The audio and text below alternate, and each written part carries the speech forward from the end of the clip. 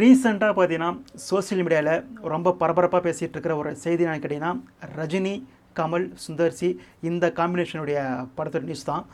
ரீசெண்டாக வந்து ஒரு நியூஸ் வந்துச்சு. இதேமாரி கமல் ப்ரொடக்ஷனில் ரஜினி ஹீரோவாக, சுந்தர்சி இயக்கத்தில் ஒரு படம் உருவாக போகுது அப்படின்ற மாதிரி நியூஸ் வந்துச்சு. அந்த நியூஸ் வந்தோன்னு பார்த்தீங்கன்னா எனக்கு ரொம்ப ஹாப்பியாக இருந்துச்சுங்க. எதுக்கானா ரொம்ப நாளைக்கு அப்புறம் ரஜினி சார் வந்து ரொம்ப ஜாலியாக ஃபன்னாக ஒரு லேசான கேரக்டர் பண்ண போகிறாரு. ஏன்னா அந்த ரீசெண்டாக பார்த்தீங்கன்னா கூலி, ஜெயிலெலாம் பார்த்தீங்கன்னா ரொம்ப ரஃப் அண்ட் டஃப்பாக அப்படி இருப்பார். அவர் வந்து சுந்தர்சி படம் உங்களுக்கே தெரிஞ்சுக்கும் எவ்வளோ ஜாலியாகுன்னு தெரிஞ்சிடும். ஸோ அந்த டேரக்டருக்குள்ளே போகும்போது ரஜினி சார் படம் வந்து ரொம்ப ஜாலியாக இருக்கும். அது இல்லாமல் அருணாச்சலம் வந்து ஒரு பெரிய பிளாக் பஸ்டர். அந்த பிளாக் பஸ்டருக்கு அப்புறம் சுந்தர்சியும் ரஜினி சாரும் ஜாயின் பண்ணுறாங்கன்ற போது அந்த படத்துக்கு எக்ஸ்பெக்டேஷன் பார்த்தீங்கன்னா என்ன மாதிரியே நிறைய பேருக்கு இருந்துச்சு. ஓகேங்களா, திடீர்னு ஒரு அறிக்கை சுந்தர்சிட்டேருந்து, நான் இந்த படத்துலேருந்து விலகிறேன் அப்படின்ற மாதிரி. அதற்கு என்ன காரணமாக இருக்கும் அப்படின்ற மாதிரி இங்கே வந்து நிறைய பேர் நிறைய கதை சொல்கிறாங்க. பட் இருந்தாலும் அதுக்கு என்ன காரணமாக இருக்கும் பார்த்தீங்கன்னா, ரஜினி, கமல், சுந்தர்சி இந்த 3 பேர் இருக்காங்களே, இந்த 3 பேருக்கு மட்டும்தான் தெரியும், வேறு யாருக்குமே தெரியாது. ஓகேங்களா, குஷ்பு மேடம் அவங்களுக்கு தெரிய வாய்ப்பு இருக்குது, ஆனால் வேறு யாருக்குமே தெரியாது. ரஜினி, கமல், சுந்தர்சி இந்த 3 பேருக்கு மட்டும் தெரிஞ்ச ஒரு விஷயம் இருக்குல்ல, அதை வந்து எங்களுக்கு தெரிஞ்ச மாதிரி காட்டணும் அப்படின்றதுக்காக இங்கே நிறைய பேர் நிறைய கதையில் சொல்கிறாங்க.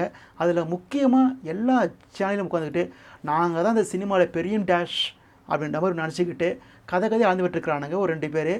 அவனுங்க போட்ட வீடியோ நீங்கள் பார்த்தோம், வடைபேச்சு நீங்களே பார்த்துருப்பீங்க. வடைபேச்சு யாருன்னு அவனுக்கு வந்து ஒரு வீடியோ போட்டு தானாங்க. ஆக்சுவலி வந்து அந்த அறிக்கை வந்ததுக்கப்புறம் பிஸ்மி இருக்கான்ல, பிக்காலி பிஸ்மி, அவன் வந்து ஒரு போஸ்ட் போடுறான், என்னடா நீ மரியாதை கொடுக்காம பேசுகிற அப்படின்னு நினச்சிக்காதீங்க, இவனுக்கு நாங்கள் மரியாதை, இவ்வளோ மரியாதை தேவையில்லை. ஓகேங்களா, ஸோ அவன் வந்து ஒரு போஸ்ட் போடுறான் ட்விட்டரில், ஏன் சுந்தர்சி விளையது காரணம் ஏன் அப்படின்னு போட்டு வலைபேச்சை பாருங்கள் நாளை அப்படின்ற மாதிரி ஒரு ட்வீட் போடுறான். அதற்கு வந்து நிறைய பேர் குவாட் பண்ணியிருந்தாங்க, ஏடா எங்களுக்கு வேறு இல்லையா, எங்களுக்கு இது இல்லையா, நீ ஒரு ஆள், நீ சொல்கிறத கேட்கணும் அப்படின்ற மாதிரி நிறைய பேர் குவாட் பண்ணி திட்டி வச்சுருந்தாங்க. ஆக்சுவலாக வந்து பிஸ்மி போகிற ட்வீட்லாம் பார்த்தீங்கன்னா கமெண்ட் ஆஃப் பண்ணி விட்ருவான். ஏன்னா கழுவி ஊற்றுவானுங்க பசங்க அப்படின்றதில் கமெண்ட் ஆஃப் பண்ணிவிடுவான். அங்கே கமெண்ட் ஆஃப் பண்ணிவிட்டு இங்கே வந்து உட்காந்துட்டு கருத்து சுதந்திரம் கிடைக்க மாட்டேன்ற மாதிரி கற்றுவான். ஓகேங்களா, ஸோ அப்படி பேசின அவன் வந்து இன்றைக்கி, அதாவது நான் வீடியோ மேக் பண்ண அன்றைக்கி பார்த்தீங்கன்னா வடைபேச்சில் ஒரு வீடியோங்க, எதற்காக சுந்தர்சி வந்து அந்த படத்துலேருந்து வெளியே போனார் அப்படின்ற மாதிரி ஒரு வீடியோ. இந்த வீடியோ நான் இன்றைக்கி பார்த்தேன். இது வரைக்கும் வந்து வடைபேச்சு வீடியோ பார்த்ததே கிடையாது. ஃப்ரெண்ட்ஸுங்க யாராவது ட்விட்டர்லேயும் இன்ஸ்டாகிராம்லேயும் ஷேர் பண்ணுவாங்க, அந்த வீடியோவை பார்த்துட்டு அதுக்கு தான் ரீப்ளை கொடுத்துருப்பான். ஃபஸ்ட் டைம் இவனுக்கு வீடியோவை ஃபுல்லாக உட்காந்து பார்க்குறேன். ஓகேங்களா, அது வந்து என்ன தான் சொல்லியிருக்கானுங்க பார்க்குறேன். 3 பேர் இருக்கானுங்க, அறவேக்காடு அந்தணன், பிக்காலி பிஸ்மி, சவப்பட்டி சக்திவேல். இந்த 3 பேரும் பார்த்தீங்கன்னா ஆளுக்கு ஒரு கதை, டேய் நீ இந்த கதையை பேசு, நீ அந்த கதையை பேசு, நான் இந்த கதையை பேசுகிறேன் அப்படின்ற மாதிரி ஆளுக்கு ஒரு கதையை ஃபிக்ஸ் பண்ணி வந்து உட்கார்றானுங்க. ஃபஸ்ட்டு அறவேக்காடு அந்தணன் ஆரம்பிக்கிறான். இந்த கதையை வந்து ஃபஸ்ட்டு கமல் தான் சுந்தர்சிக்கு சொன்னார், ஒரு கதையை சொல்லி இந்த கதையை டெவலப் பண்ணி எடுத்துகிட்டு வாங்க அப்படின்ற மாதிரி கமல் சொன்னார். அவர் டெவலப் பண்ணி எடுத்து வந்தால் அதில் கரெக்ஷன்ஸ் சொல்கிறாரு, திரும்பி எடுத்து வந்தால் திரும்ப கரெக்ஷன் சொல்கிறாரு. ஸோ இது மாதிரி இது போயிட்டே இருக்கும்போது ஒரு கட்டத்தில் கடுப்பாகி எனக்கு இந்த படமே வேணாம் அப்படின்ற மாதிரி சுந்தரிசி அறிக்கை கொடுத்துட்டாரு அப்படின்ற மாதிரி ஃபஸ்ட்டு அறவேக்காடு அந்த ஆரம்பிக்கிறான். பாருங்கள், இந்த இதில் வந்து கமல் சாருக்கு அகேன்ஸ்டாக பேசியிருக்கான். கமல் சார் தான் இந்த படத்தை கெடுத்து விட்டார் அப்படின்ற மாதிரி இவன் பேசி முடிச்சானா. அடுத்து நம்ம பிக்காலி பிஸ்மி சென்டரில் உட்காந்துட்டு, சே அப்படி இல்லை, நான் கேள்விப்பட்ட வெர்ஷன் வேறு, சுந்தர்சி வந்து ரஜினி சாருக்கு ஒரு கதை சொன்னார், ரஜினி சார் வந்து கரெக்ஷன் பண்ணிட்டு வாங்க சொன்னார், இவர் வந்து திரும்பி கரெக்ஷன் பண்ணிட்டு வந்தார், திரும்பி ரஜினி சாருக்கு பிடிக்கல. ஸோ இப்படி பண்ணி கடைசியாக வந்து மொத்தமாக ஒரு கதையாக சொல்லிட்டு வந்து கதையை ரெடி பண்ணிட்டு வந்து ரஜினி சார் சொன்னார், அந்த கதை ரஜினி சாருக்கு பிடிக்கல, அதனால தான் பார்த்தீங்கன்னா சுந்தர்சி வெளியே போயிட்டார் அப்படின்ற மாதிரி இங்கே ரஜினி சாருக்கு அகேன்ஸ்டாக இன்னொரு கதை. ஒரே வீடியோ தான், ஒரே காரணம் தான் இருக்கும், அந்த சுந்தர்சி வெளியே போனதுக்கு ஒரே காரணம் தான் இருக்கும். ஆனால் ஃபஸ்ட்டு கமல் சாருக்கு அகேன்ஸ்டாக அறவேக்காடு அந்த கதை சொல்லிட்டானா, அப்புறம் ரஜினி சாருக்கு அகேன்ஸ்டாக பிக்காலி பிஸ்மி, அடுத்தது சவப்பட்டி சக்திவேல் இருக்கார்ல அவர் ஒரு கதை. அப்படிலாம் இல்லைங்க, நான் கேள்விப்பட்டது எப்படின்னா, இந்த படத்தில் வந்து நானே பண்ணுறேன், நானே எடுக்கிறேன் அப்படின்ற மாதிரி கமல்கிட்ட வந்து சுந்தர்சி கேட்டிருந்தாரு. அது இல்லாமல் அவருடைய யூனிட்லாம் வச்சு தான் நான் பண்ணுவேன்னு சொல்லியிருந்தாரு, அது கமலுக்கு பிடிக்கல, அதனால தான் பார்த்தீங்கன்னா இந்த படத்தை விட்டு சுந்தர்சி வெளியே போயிட்டார் அப்படின்ற மாதிரி இந்த இடத்துல சுந்தர்சிக்கு அகேன்ஸ்டாக ஒரு கதை. ஸோ இது மாதிரி ஃபஸ்ட்டு கமலுக்கு கதை பிடிக்கல அப்படின்ற மாதிரி கமலுக்கு அகேன்ஸ்டா, அப்புறம் ரஜினிக்கு கதை பிடிக்கல அப்படின்ற மாதிரி ரஜினிக்கு அகேன்ஸ்டா, அப்புறம் சுந்தர்சி கேட்டது கொடுக்கலன்றதில் சுந்தரிக்கு அகேன்ஸ்டா. ஸோ 3 பேருக்கு அகேன்ஸ்டாக ஒரு கதையை ரெடி பண்ணி ஒரு வீடியோ மேக் பண்ணி இதுதான் காரணம் அப்படின்ற மாதிரி சொல்கிறானுங்க. இதில் எதுவுமே உண்மை கிடையாது. ஓகேங்களா, இதில் எதுவுமே உண்மை இருக்காது. அதற்கு வந்து வேறு காரணம் எதனா இருக்கலாம். அது சுந்தர்சி கமிட்மெண்ட், அடுத்தது கமிட்மெண்ட் நிறைய படம் கையில் வச்சிருக்காரு, ஸோ அந்த படத்தை கமிட்மெண்ட்டால் பார்த்தீங்கன்னா இந்த படம் தடைப்பட்டு போகலாம். ஸோ நிறைய காரணங்கள் இருக்கலாம். ஆனால் இங்கே வந்து என்ன சொல்கிறானுங்க, ஆளுக்கு ஒரு கதை. இந்த கதையை நம்ப வைக்கிறத பார்த்தீங்கன்னா எல்லா சேனலையும் உட்காந்துக்கிட்டு ஒருத்தவன் ரஜினி சார் தான் காரணம், இன்னொருத்தவன் கமல் சார் தான் காரணம், இன்னொருத்தவன் சுந்தர்சி தான் காரணம், யார் தான்டா காரணம் சொல்லி தொலைங்கடா அப்படின்ற மாதிரி தான் ஆடியன்ஸுக்கு தோணுது. ஓகேங்களா, ஸோ இவனுக்கு சொல்கிறது வந்து 100க்கு 10% உண்மையாக இருக்கும். அந்த 10% பார்த்தீங்கன்னா எவன் காலையிலேருந்து உழுந்து அப்டேட்டை வாங்கி வந்து சொல்லிவிட்டு அன்றே சொன்னது வலை பேச்சு அப்படின்ற மாதிரி பேசிப்பானாங்க. ஸோ வந்து இவனுங்க எந்த அளவுக்கு உருட்டுறானுன்றதை மக்கள் தெரிஞ்சுக்கணும். அதுக்கப்புறம் ரீசெண்ட் டேஸில் இவனுங்க உருட்டுற இன்னொன்று உருட்டு என்ன தெரியுமா, அஜித்துக்கு தயாரிப்பாளர்கள் கிடைக்கல அப்படின்ற மாதிரி. என்னடா இது அஜித்துக்கு தயாரிப்பு கிடைக்கலையா, ஒன்றும் புரியலையே. குட் பை டக்லி நல்லா தானே ஓடிச்சு. அது முக்கியமாக சொல்ல போனால் குட் பை டக்லி சம வசூல்னு சொல்கிறாங்க.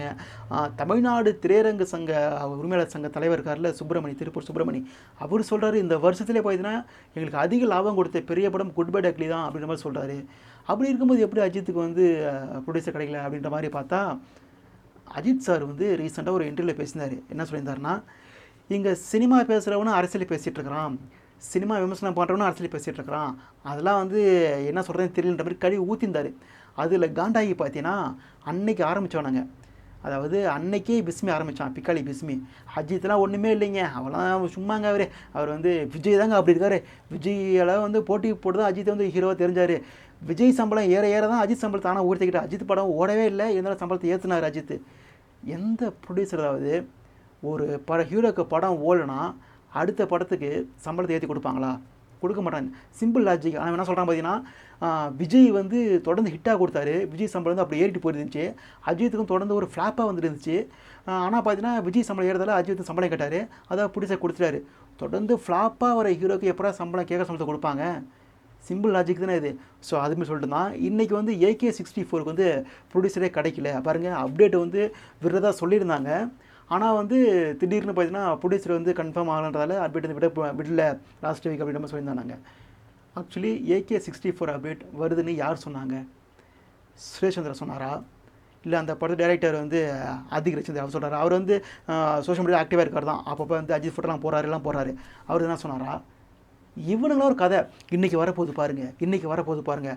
அது இன்றைக்கி வராது. ஏன்னா வந்து அஜித் சார் வந்து சொல்லிட்டாரு, ரீசெண்ட் இன்டர்வியூ சொல்லிட்டாரு, என்னுடைய அடுத்த படம் வந்து ஜனவரி மாதம் ஸ்டார்ட் பண்ண போகிறோம், அதுக்கான அப்டேட்லாம் அந்த ஜனவரி வாக்கில் வரும்ன்ற மாதிரி அவர் சொல்லிட்டாரு. அஜித் சாரே சொல்லிட்டாரு அவர் படத்துக்கு அப்டேட் என்னான்ட்டு. ஆனால் இவனுங்க பாருங்கள், அஜித் சார் வந்து சொன்னது பழைய வீடியோ இன்றைக்கி தான் வந்து எடிட் பண்ணிருக்கிறாங்க, ஸோ இன்றைக்கி ரிலீஸ் பண்ண போகிறாங்க அப்படின்னு சொல்லிவிட்டு அது ரிலீஸ் ஆகாது தெரிஞ்சிச்சு. அடுத்த நாள் பார்த்தீங்கன்னா அதுக்கு ஒரு காரணம் சொன்னோம்ல, ஒன்று காரணம் இந்த படத்துக்கு வந்து ப்ரொடியூசர் கன்ஃபார்ம் ஆகலை. ஏன்னா ப்ரொடியூசர் கன்ஃபார்ம் ஆகும் எப்படா வந்து ஒரு படத்து டைட்டில்லாம் ஃபிக்ஸ் பண்ணுவாங்க? ஒரு ப்ரொடியூசர் கன்ஃபார்ம் ஆகலைன்னா எப்படி டைட்டில் ஃபிக்ஸ் பண்ணி ஒரு எடிட்டிங் பண்ணி எப்படி ரெடியாக வச்சுருப்பாங்க? புரியுதுங்களா? ஸோ வந்து அஜித் சாருக்கு வந்து ப்ரொடியூசரே கிடைக்கல. அஜித் சாருக்கு வந்து ஸ்பான்சரே, அதாவது அஜித் சார் காரசி விட்றாருல, அதுக்கு வந்து அப்போலேருந்து இப்போ வரைக்கும் அவர் வந்து ஸ்பான்சரே கிடைக்கல. அவர் வந்து சும்மா வேஸ்ட்டு அந்த ரீச் சொன்னாங்க. இன்றைக்கி வந்து ரிலையன்ஸ் வந்து ஸ்பான்சர் பண்ணுறாங்க அஜித் சாருக்கு. அஜித் சார் பண்ண இந்த இது அச்சீவ்மெண்ட்லாம் பார்த்து ரிலையன்ஸ் வந்து ஸ்பான்சர் பண்ணுறாங்க. ஓகேங்களா? ஸோ இதுமாதிரி AK64 அகைன்ஸ்டாக அவ்வளோ நெகட்டிவிட்டிங்க.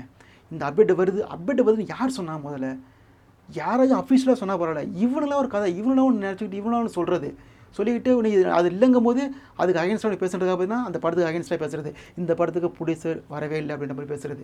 ஸோ இது வந்து நம்பிட்டு சில பேர் வர ஷேர் பண்ணுறது வர.